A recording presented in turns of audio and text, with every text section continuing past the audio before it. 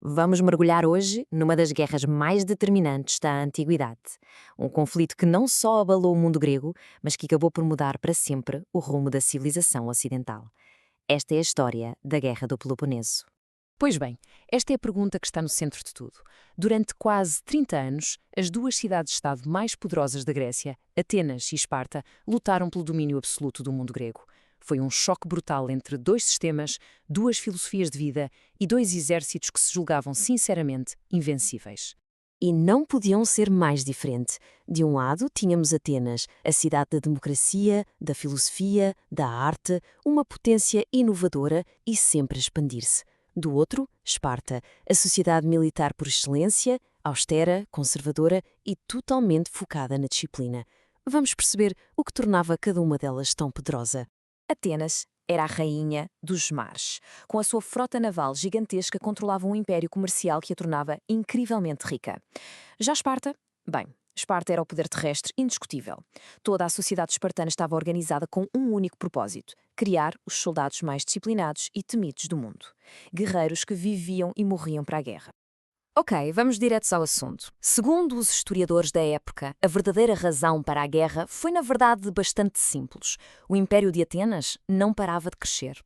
E Esparta começou a sentir um medo muito real de que o seu próprio poder e modo de vida fossem completamente esmagados.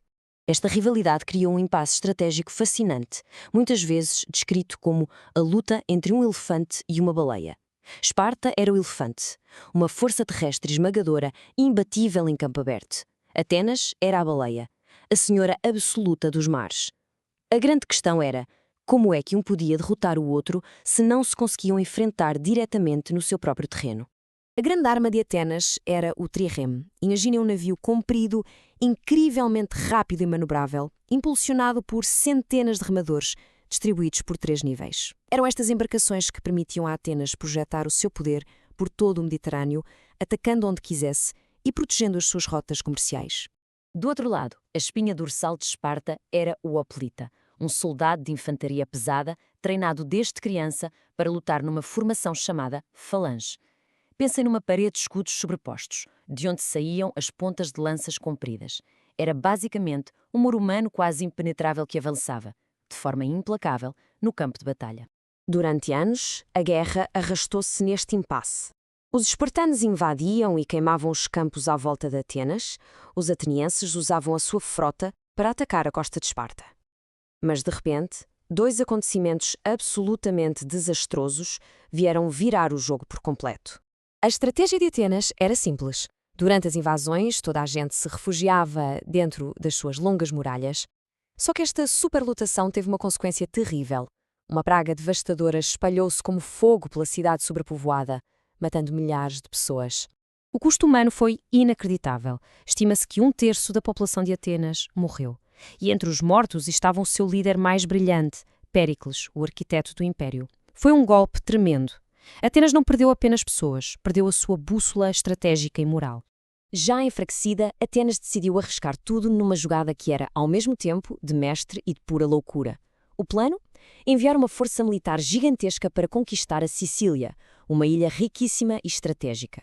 A ideia era cortar os fornecimentos de Esparta e, ao mesmo tempo, expandir ainda mais o império. Só que a expedição foi um desastre absoluto. Desde o início que foi marcada por maus comandos, divisões internas e uma subestimação total do inimigo. O resultado? Depois de 2 anos de combates, toda a frota e exército atenienses foram completamente aniquilados. Foi talvez a maior derrota militar da história de Atenas. E no meio de todo este caos, surge uma das figuras mais fascinantes e controversas da guerra: Alcibíades, um general ateniense genial, carismático, mas completamente imprevisível. Ele foi o grande impulsionador da expedição à Sicília, mas depois fugiu para Esparta e aconselhou os espartanos sobre como derrotar a sua própria cidade. A sua carreira é um verdadeiro thriller político, que nos mostra como as lealdades eram frágeis nesta época. Com Atenas de rastros, depois do desastre na Sicília, Esparta percebeu que tinha a sua grande oportunidade para dar o golpe de misericórdia. Mas para isso, precisava de fazer um impensável: enfrentar a baleia no seu próprio território, ou seja, no mar. E aqui acontece uma das maiores ironias da história. Esparta, a cidade que tinha liderado a Grécia contra a invasão persa, fez um acordo com o seu antigo inimigo mortal. Em troca de ouro persa, Esparta, a potência terrestre, construiu uma frota naval de raiz para desafiar Atenas. O jogo tinha mudado completamente. O confronto final e decisivo aconteceu num local chamado Aegospótamos. A última grande frota de Atenas estava ali estacionada e o que se passou a seguir selou o destino da guerra para sempre. O comandante espartano, Lisandro, foi extremamente astuto. Ele ficou a observar a rotina dos atenienses e, quando percebeu que a maioria dos marinheiros estava em terra para procurar comida, lançou um ataque surpresa.